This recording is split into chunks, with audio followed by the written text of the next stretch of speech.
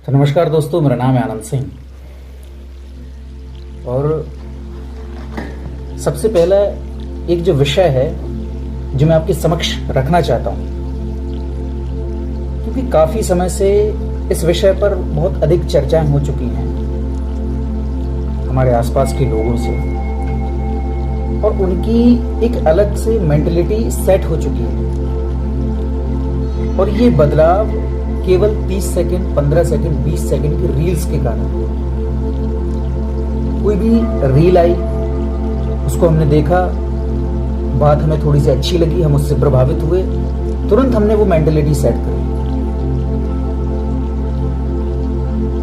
तो सबसे पहले तो मैं आस्तिक और नास्तिक का फर्क बता देना चाहता हूं कि नास्तिक जो व्यक्ति वेदों को नहीं मानता है, जो व्यक्ति वेदों के द्वारा जो भी क्रियाकलाप हैं उनको नहीं मानता है, वेदों में लिखी गई कोई भी बात उनका सरेआम खंडन कर सकता है, ईश्वर को बिल्कुल नहीं मानता, चाहे कैसी भी स्थिति परिस्थिति हो, उससे उसको कोई फर्क नहीं पड़ता,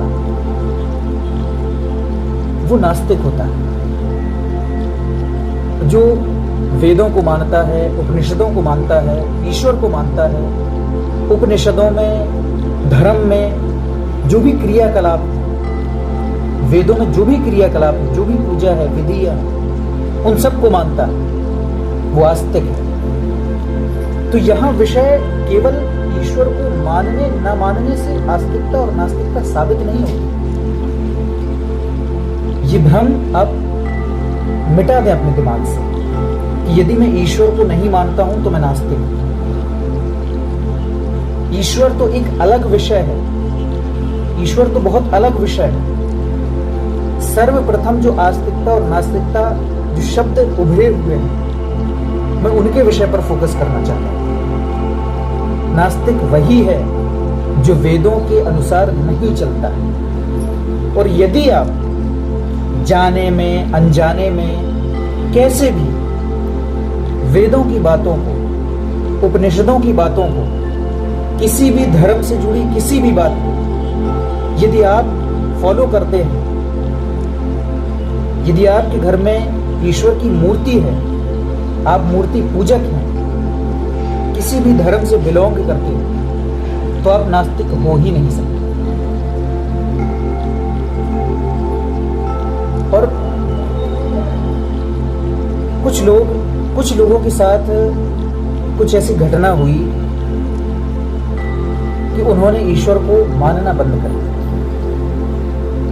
उनका कहना यह है कि ईश्वर ने मेरे साथ बुरा कर दिया, इसलिए मैं ईश्वर को नहीं मानता। कभी आपने, ईश्वर ने इतना कुछ दिया आपको, इतना अच्छा परिवार दिया, 2 हाथ दिए, 2 आंखें दी, 2 कान दिए, सोचने के लिए, विचार करने के लिए अच्छा मस्तिष्क दिया, अच्छी बुद्धि दी, अच्छा शरीर दिया, आवाज दी, बात करने का लहजा दिया, तरीका दिया, संस्कार दिए। क्या आपने इन सब चीजों को लेकर के कभी ईश्वर का शुक्रिया अदा किया? नहीं किया। क्यों? क्योंकि खुशी में हमें किसी चीज की जरूरत ही नहीं, खुशी में हम ईश्वर को कभी याद ही नहीं करते।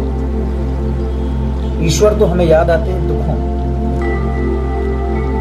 और अगर हमारे साथ कोई घटना हो गई, कोई ट्रेजेडी हो गई, और ऐसी ट्रेजेडी हो गई जिसकी हमने कभी कल्पना भी नहीं की थी, तो हम ईश्वर का खंडन करने लगते। आप विचारों से आजाद, आप माने या ना माने, ये अपना विषय है, लेकिन पूर्ण स्वतंत्रता होनी चाहिए आपके विचारों में। जिस भी विषय पर आप उतरें, जिस भी रास्ते पर आप चलें, उस पर इतनी सटीकता से चलें, इतनी दृढ़ता से चलें कि आगे कोई भी बड़े से बड़ा तूफान क्यों ना खड़ा हो, लेकिन आप डगमगाएं। यदि आप नास्तिक बनना चाहते हैं तो उन सारी चीजों को खंडन करना शुरू कर दें जो आप बचपन से लेकर के आज तक फॉलो करते हैं। जो भी विधियां, पूजा आज तक आपने फॉलो की, जिस भी वेद को, उपनिषद को आपने माना है, उनकी बातों को माना है, उनकी बातों को आप फॉलो करते आ रहे हैं, उनको सरेआम मानना बंद कर, तब तो आप नास्तिकता अपना सकते हैं। अर्थात आप नास्तिक नहीं, आप पूर्ण आस्तिक हैं। तो मेरा कहने का मतलब केवल इतना है कि नास्तिकता बहुत महंगी चीज है, ये बहुत बड़ा शौक है और हर किसी के वश की बात नहीं है जो इस शौक को जिंदा रख सके और पाल सके। दूसरी चीज, कुछ लोगों का मानना ये भी है, हालांकि वो नास्तिकता दर्शाते हैं केवल शब्दों, उनके विचारों में, उनकी क्रियाकलापों में ऐसा कुछ नजर नहीं आता, लेकिन फिर भी उनका कहना यह होता है कि मंगलवार को मांस, मछली, शराब आदि का सेवन नहीं करना चाहिए। बहुत अच्छी बात है। नव दुर्गा के समय मांस से, शराब से इत्यादि से दूर रहना चाहिए, अच्छी बात है। लेकिन क्या केवल मंगलवार, ये मेंटलिटी आपको कहां से मिली? किसने दी आपको ये मेंटलिटी? किसने दी आपको ये सोच कि केवल मंगलवार को मांस मछली का भक्षण नहीं करना है, बुधवार को एकदम रगड़ के फेंक दो, या देवी के 9 दिनों को छोड़ करके 10वें दिन जो मर्जी आए वो करना? ये विचार कहां से उत्पन्न हुए आपके दिमाग में, आपके मस्तिष्क में? क्या हनुमान जी बोलने आते हैं कि मंगलवार को छोड़ करके तुम बुधवार को कुछ भी करो? आप विचारों से आजाद रहिए, ये आपकी स्वतंत्रता है। आप कर्मों से आजाद रहिए। बदलाव करना है तो अपने कर्मों पर करिए, न कि अन्य चीजों पर। आपको जब जो इच्छा हो वो करें, अपने आप में स्वतंत्र रहें, अपने आप में आजाद रहें। कोई ये देखने नहीं आता है, कोई ये पूछने नहीं आता है कि आप मंगलवार को क्या करते हैं, क्या नहीं करते, आप बुधवार को क्या करते हैं, क्या नहीं करते। दिन सभी एक जैसे, बस अपने कर्मों पर ध्यान दीजिए। कभी ऐसा तो नहीं होता ना कि मंगलवार को आप मांस, मछली, शराब का सेवन ना करें, लेकिन कर्म और अपनी निगाह हमेशा गलत रखें। इतनी तो बुद्धि आपके अंदर है कि ये बात आप सोच सकते हैं, खुद से सोच सकते हैं। मेरा मानना ऐसा है कि जब जैसी जो मर्जी हो वो करें, बस ऐसे करें कि खुद को ग्लानि ना हो। जब आप खुद सोचने के लिए बैठे तो आपको ये ना लगे कि नहीं ये मैंने गलत कर दिया। अगर आपको लगता है कि मंगलवार को मुझे ये चीज नहीं खानी चाहिए तो मत खाइए। अगर आपको लगता है कि बुधवार को ये सब करना चाहिए तो करना चाहिए। जब आप विचारों से आजाद हो जाएंगे तभी आप एक नई और एक बड़ी उपलब्धि की ओर बढ़ सकते हैं।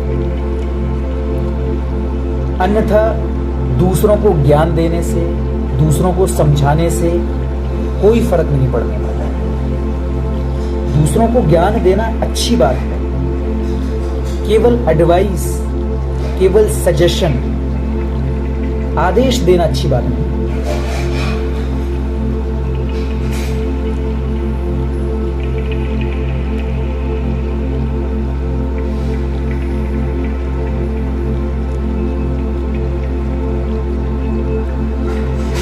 दुनिया में बहुत सारे धर्म हैं और असल में ये धर्म बाद में हुए हैं, दर्शन उससे पहले थे। दर्शन एक ऐसा शब्द है जिसको हम फिलॉसफी कहते हैं। फिलॉसफी वो शब्द है जो विचारों से आजाद करता है।